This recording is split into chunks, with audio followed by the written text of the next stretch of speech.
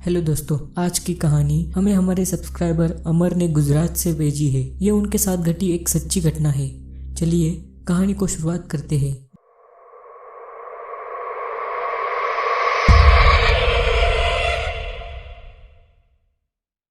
मेरा नाम अमर है और मैं गुजरात में दुनागरपुर शहर में रहता हूँ। मुझे घूमने का बहुत शौक है और मैं अक्सर इधर उधर घूमता रहता हूँ और अधिकतर मैं मेरे दोस्तों के साथ ही घूमता हूँ। ये बात कुछ महीनों पहले की है। मेरा एक दोस्त था, वो मेरे घर पर आया और बोला, अरे अमर, मुझे कल अहमदाबाद में कुछ काम है, क्या तू मेरे साथ आएगा? और मैंने अपने दो दोस्तों को और बुलाया है, हम आज रात ही निकलेंगे। तो मैंने झट से हाँ कर दी क्योंकि मुझे भी घूमने का बहुत शौक था। तो वो बोला, ठीक है, मैं जाते वक्त तुम्हें कॉल कर दूंगा, घर के बाहर आ जाना, मैं तुम्हें पिकअप कर लूंगा और हम निकल जाएंगे। जैसा तय हुआ था उसके मुताबिक मेरे दोस्त ने मुझे कॉल किया और हम शाम के लगभग 6 बजे दुनागरपुर से निकल पड़े। मैं तो बहुत खुश था कि बहुत दिनों के बाद घूम रहा हूँ और बाकी सब भी बहुत खुश लग रहे थे। हम रात के करीब 8 बजे एक ढाबे पर रुके। हमने वहाँ पर खाना खाया पर हमें वहाँ पर बहुत देर हुई। अब हमें पता था कि आगे बहुत ट्रैफिक लगने वाला है और हमें ढाबे से निकलने में ही 9 बज चुके थे। हम ढाबे से निकल पड़े और जैसा हमने सोचा था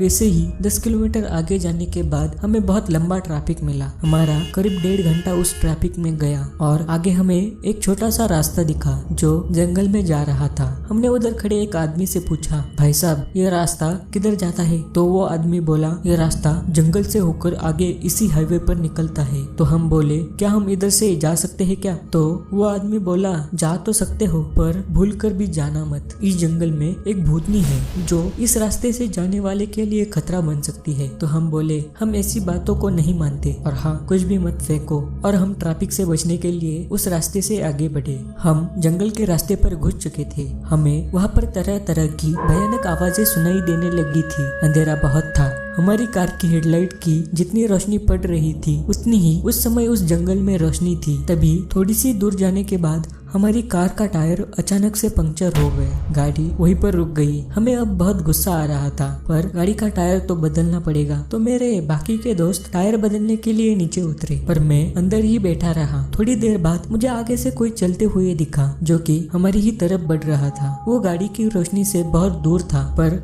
फिर भी दिख रहा था। ये बात मैंने मेरे दोस्तों को खिड़की से झांक कर बताई तो उन्होंने तुरंत खड़े होकर उसे देखा। उन्हें भी वो दिखा। वो हमारी तरफ ही तेजी से बढ़ रहा था। डर के मारे मेरे दोस्त टायर बदलना आधे में ही छोड़कर गाड़ी में आकर बैठे।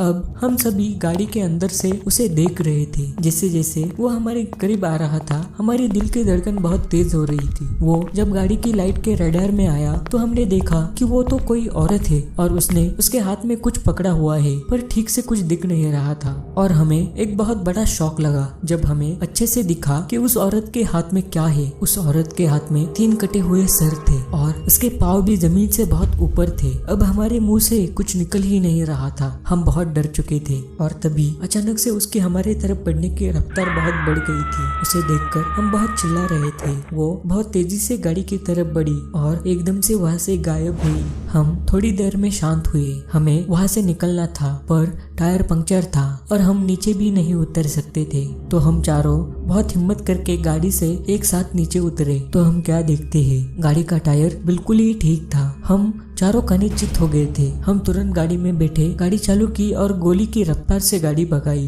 पर गाड़ी चलाते वक्त हमें उस रास्ते पर जगह जगह पर वही औरत दिख रही थी और थोड़ी देर में ही हम हाईवे पर पहुंचे। हम जंगल के बाहर आ गए थे और हमें वो औरत भी अब दिख नहीं रही थी। हम अहमदाबाद गए। मेरे दोस्त ने उसका काम पूरा किया और फिर हम हमारे गांव में वापस आए।